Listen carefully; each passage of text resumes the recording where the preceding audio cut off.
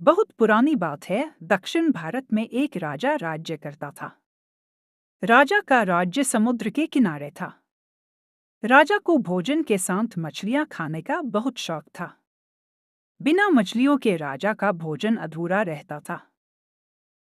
एक बार की बात है, राजा के राज्य में बहुत तेज तूफान आया, जिसके कारण कोई भी मछुआरा मछली पकड़ने के लिए समुद्र में नहीं जा सका।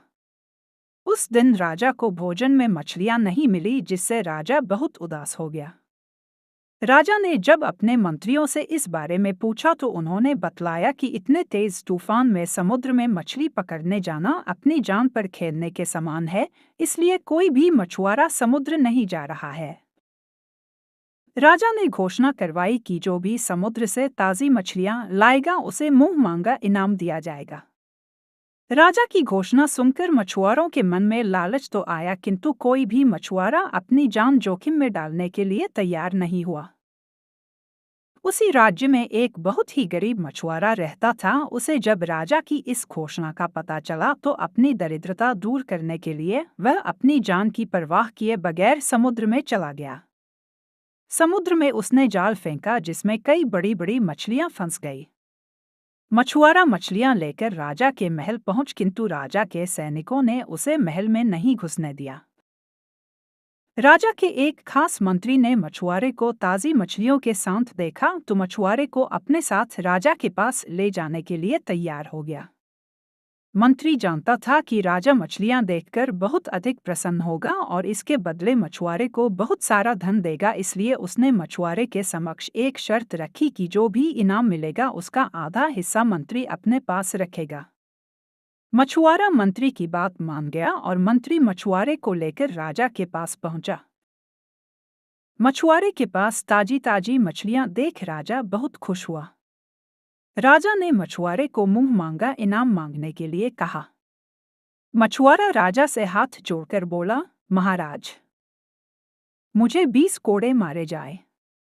मछुआरे की बात सुनकर राजा को बड़ा आश्चर्य हुआ और उसने फिर से मछुआरे से कुछ मांगने के लिए कहा, किंतु मछुआरे ने फिर 20 कोड़े खाने का इनाम मांगा।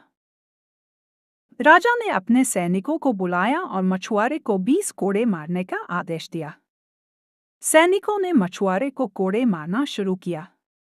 10 कोड़े खाने के बाद मछुआरा राजा से बोला, महाराज, मुझे आप जो भी इनाम देंगे उसका आधा हिस्सा मुझे मेरे हिस्सेदार को देना पड़ेगा, इसलिए बाकी के 10 कोड़े मेरे हिस्सेदारी को दे दिए जाए।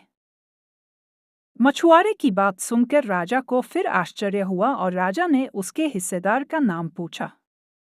मछुआरा मंत्री की तरफ इशारा करते हुए बोला, महाराज, यही मेरे हिस्सेदार हैं।